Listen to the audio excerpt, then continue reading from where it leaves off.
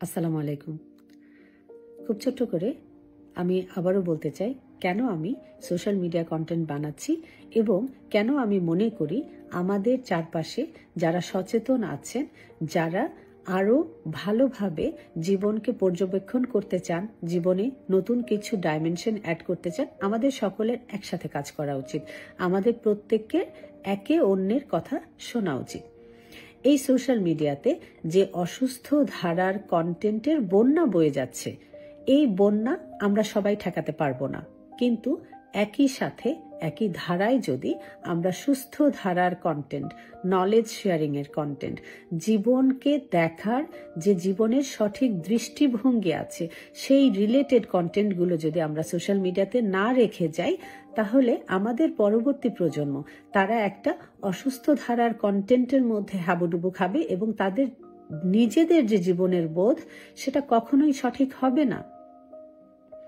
আপনি আমি যদি মনে করি আমরা আমাদের বাচ্চাদেরকে সোশ্যাল মিডিয়া দেখতে দিব না, তাহলে কতদিন তাদেরকে আমরা এই জগৎটা থেকে দূরে সরিয়ে রাখতে পারবো? খুব বেশি দিন না।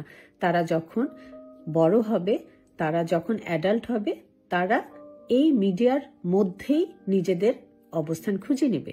আমরা প্রত্যেকে বড়রা যেভাবে সোশ্যাল মিডিয়াতে অনেকটা সময় কাটাচ্ছি, আমাদের বাচ্চারাও কাটাবে। এখন আমি ব্যক্তিগতভাবে যদি মনে করি যে হ্যাঁ, সোশ্যাল মিডিয়াতে অসুস্থ ধারার এন্টারটেনমেন্ট আছে, থাক না, সমস্যাটা কোথায়? অনেকেই তো শিক্ষামূলক ভিডিও করছে বা ফিলোসফিক্যাল কন্টেন্ট বানাচ্ছে। হ্যাঁ, বানাচ্ছে, আমি তো কিছু করছি না, আমার নিজের তো কিছু দায়িত্ব আছে।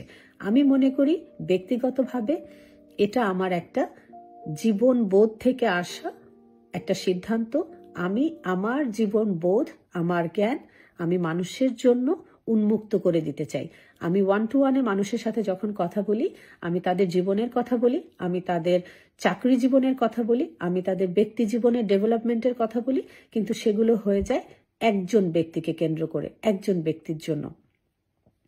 এবং এই কারণে আমি মনে করি একজন ব্যক্তি যদি আমার এই কথা থেকে বেনিফিটেড হতে পারে, কেন অন্যরা পারবে না? এ কারণেই আমি এই সোশ্যাল মিডিয়াতে কন্টেন্ট বানাচ্ছি।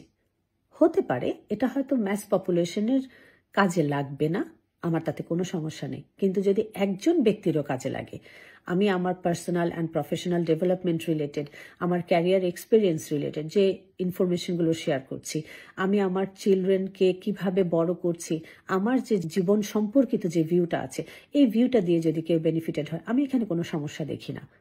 এবং আমি মনে করি আমাদের মতো যারা একটু সুস্থ ধারায় চিন্তা করছেন, আমাদের সকলেরই জীবনের একটা পর্যায়ে এসে ম্যাস পপুলেশনের জন্য কিছুটা কন্ট্রিবিউট করা উচিত।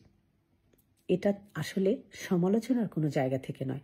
আপনারা যদি মনে করেন যে আপনারা আমাকে নেগেটিভ কমেন্ট করবেন, করতেই পারেন, কোনো সমস্যা নেই, কিন্তু একই সাথে আমি এটা আপনাদের বলতে চাই, আমি শত সহস্র মানুষের পজিটিভ ফিডব্যাক পাচ্ছি।